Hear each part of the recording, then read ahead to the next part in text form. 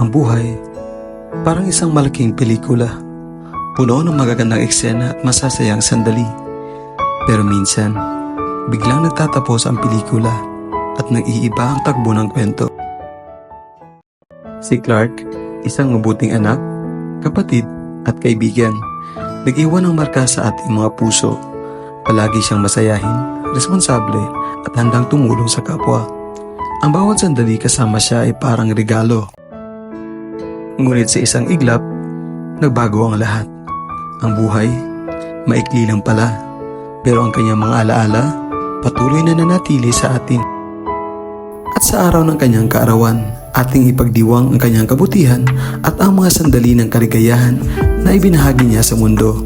Naway ang kanyang pag-alis ay magbigay ng inspirasyon sa atin na pahalagahan ang bawat araw at mahalin ang mga taong mahalaga sa ating buhay.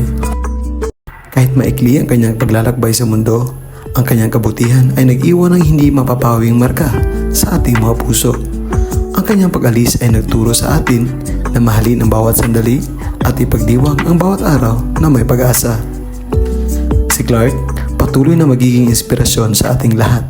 Ang kanyang pag-aalala, ang kanyang pagiging matulungin at ang kanyang pagmamahal ay magsisilbing liwanag sa ating landas. Naway patuloy tayong mamuhay ng may kabuluhan bilang pagpupugay sa kanyang alaala.